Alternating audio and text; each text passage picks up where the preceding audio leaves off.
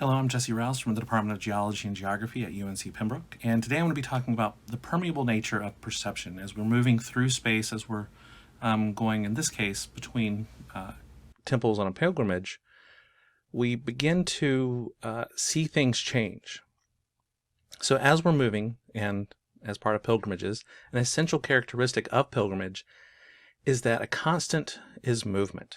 Movement across a landscape that seeks to transform both person and place. And this is from Jansen and Noterman's 2012 book about European pilgrimages. But again, my example is going to be coming from a very different landscape, a Japanese landscape, where we have different language, different architecture, different cultural experiences.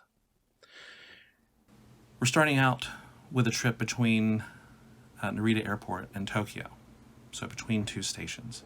And just between these two stations, these everyday landscapes of rural, of suburban, of sacred intermingle for these people who are arriving in the country and moving into the largest city in the world. So everyday movement, such as along a train, cars, walking, these movements can yield transitions in our experiences. As we move, we're seeing different things, hearing different things, experiencing different things. And these shifts in the landscape between rural, urban, suburban, sacred, secular, these can change our perspective. So as we're seeing go by now, we have chicken farms, we have rice farms, we're getting ready to come back into a suburban area, and we're not generally conscious of how these movements impact our perception and our encounters of the world around us. But they do. They have a very real impact on what we're contemplating as we're moving through landscape. Whenever we're on something like a train and we're moving through landscapes very quickly, we can observe them and we can take in our perception of them, but we're not always connected to them.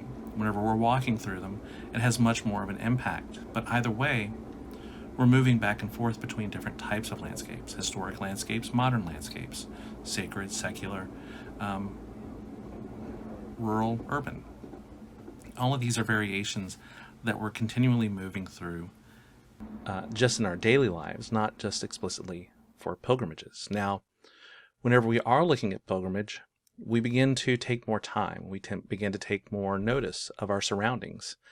And so in the moments of consideration, of meditation, of reflection, these different activities of understanding the world around us and considering the world around us can begin to change how we perceive them. These changes in the landscape can make themselves and their impacts known to us as we're being meditative, reflective on these processes. And of course, in pilgrimage, that's a large portion of what you're doing. You're being mindful and present as you're going through the pilgrimage, especially something like a Buddhist pilgrimage. Now, this pilgrimage that we're looking at is the Henro pilgrimage. It takes place on the island of Shikoku. It reflects the life and stories behind the aesthetic training of Kukai, who was the founder of Shingon Buddhism, also known by the honorific of Kobodaishi. Now, whenever we look at this pilgrimage, it's made up of 88 temples on the island. Now, there are other locations that people associate with it. Some folks go to Toji Temple in Kyoto. Others go to Kukai's mausoleum on Mount Koya. And many people actually return back to the temple where they started to complete the circumnavigation of the island and of the temples. But these 88 destinations on the island itself are just a small portion of the overall 1,200 kilometer pilgrimage that people partake in. And so there are many journeys, whether you talk about the routes that people take. You can go clockwise or counterclockwise. You can walk with other people, and many people who walk actually end up meeting lots of different people as they're going along the pilgrimage route. And so whenever we're looking at the pilgrimage, there's no one way to do it, no one direction, no one group of people to do it with, no one season to do it in. And so we have many different journeys that really come out of this one pilgrimage, whether we're talking about the fact that it's been going on for over 1,200 years, or even just talking about one seasons of or 1 weeks of pilgrims.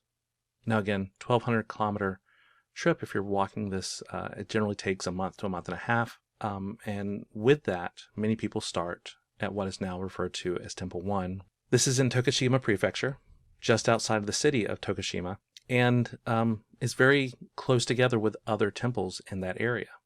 As you can see, there's a very close cluster in that eastern portion of the island. And during this time, as pilgrims are moving through these early temples, it's seen as an aspect of awakening. So each of the 4 prefectures, both historic and today, largely overlap with these dojos that are seen as part of the pilgrimage.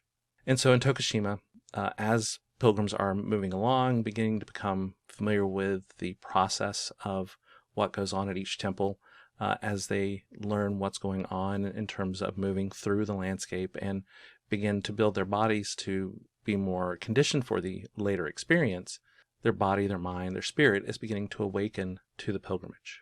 As we move into the Kochi Prefecture, this is where we see more distance between temples. So there's a lot more time spent walking between temples, a lot more movement, and also more rugged terrain in many cases. We're in coastal areas, we're in mountains. And so here we see a disciplining of the body, of the mind, and again the spirit, where this will take us into the 3rd dojo, Ehime Prefecture. And with this, we see people's bodies then be developed in the 1st and 2nd prefecture / dojos, their spirit and mind, of course, following along, so that by the time they reach the 3rd prefecture, the 3rd dojo, this is the area of enlightenment. This is where people's bodies have become accustomed to walking, in theory. This is where they're being mindful of their surroundings, more in the moment, as would be appropriate for the contemplations along the pilgrimage. And that takes us then into the last prefecture or dojo, Kagawa Prefecture, where it's symbolic of reaching nirvana. As you get near the end of the pilgrimage, as you have reached a more enlightened state, you have become physically and mentally prepared and spiritually awoken by the time, in theory, that you reach this point. Now, of course, these are different ways and different ideas that people have superimposed on the landscape and portions of the pilgrimage. But for us, for me, it's about the route. It's about the movement between spaces, whether that's spaces within the temple grounds or between each of the temples. And these are done in many different ways. Again, they've been done over 1,200 years. People do them throughout the year now. We have people who do them individually, in groups, as part of tours. And we also have not just the traditional walked path of the pilgrim, but also modern day ways of getting around. So people ride bikes, they drive their cars from temple to temple. There's public transportation. There's even tour buses that circumnavigate the island most parts of the year. And so it's this pilgrim's way, the pilgrim's road, the pilgrim's route, the Henro Michi, or the honorific of Henro Michi, that really is kind of the focus that I want to talk about, where we're seeing the shift between different aspects, this permeability within the landscape, again, between rural and urban, between historic and modern, between sacred and secular.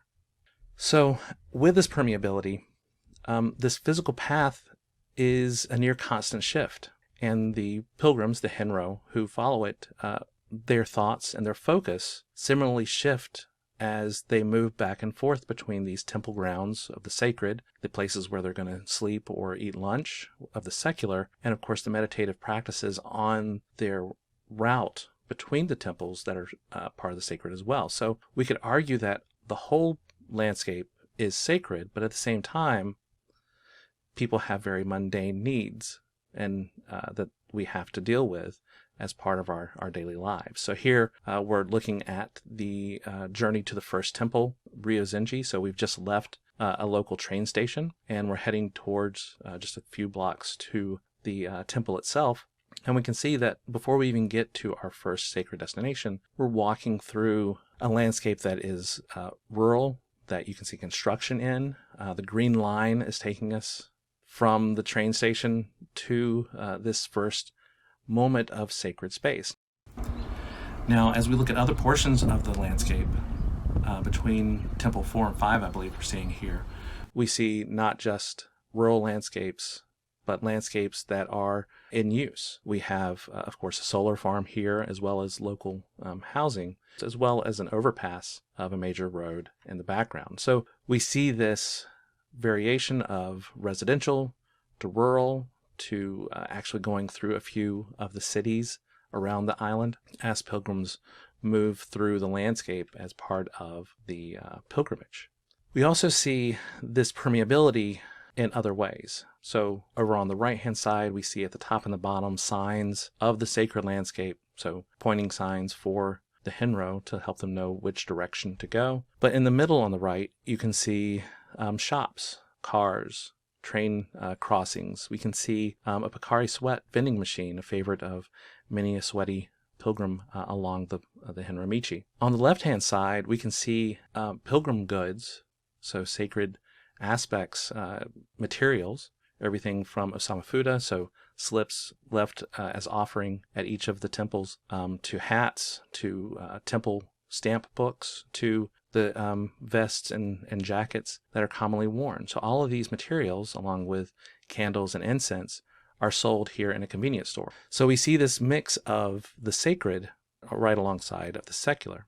Our shifting perspective continues because as we're walking along, we can see these representations of the pilgrimage in many different places. So here we see a transformer box with a fence around it with a little sign saying Temple 49 this way, Temple 50 this way. Similarly, in the upper right-hand corner, just above a stormwater drain, we see a sign letting us know which way we need to go to continue along the Henro Michi to get to the next temple. And then finally, kind of mixing sacred with sacred, we're looking at a wall along the backside of a cemetery where we have, again, another representation of a guidepost for pilgrims moving along from temple to temple. As we look at individual temples, there's a lot of different aspects of the sacred on these grounds, but as you can see on the left-hand side, as soon as you step outside, you see statuary that is meant to bring people in. You can see benches and bus stops, which are there for public transportation, not just for the temple, but for public use, because we're basically right next to, not quite downtown Matsuyama, but near it. But at the same time, at this same temple, these are all from Temple 51, you can see sacred architecture, pagodas, the large bell, as well as a massive statue of Kukai, of Kobodaishi, along the hilltop above the temple.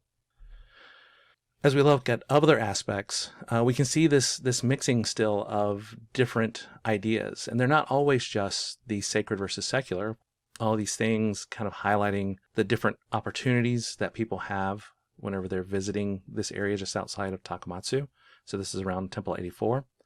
And then as we look in the lower left-hand corner, we can see actually a Shinto shrine that's juxtaposed within the grounds of the Buddhist temple. Now, there's a long history of intermixing between Shinto and Buddhism. You can find, especially on Shikoku, where there was less movement of things historically, you can still find a lot of these representations of Shintoism right alongside Buddhism. So not only are we talking about secular versus sacred, we're also talking about variations between different religious movements.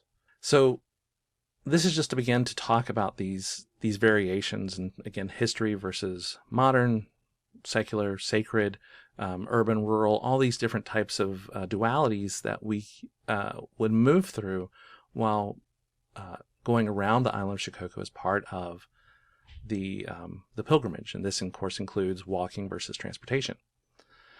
But there's a lot of other things to be considered as we continue to move forward. The role of visibility and experience. So how can we use things like view sheds and visibility to understand what's going on? And also, how can we represent this visual landscape through something like a story map? And then how can we build on Higuchi's ideas of the visual and spatial structure of landscape, going back to Japan, and how can we build on these, especially taking advantage of the technologies through geospatial technologies, digital geography in general, in a time such as COVID-19 where fieldwork was put on pause. So how can we continue forward with some of these very experiential aspects of the landscape as we're moving forward in time? So that's it. Please let me know if you have any questions, and have a great conference.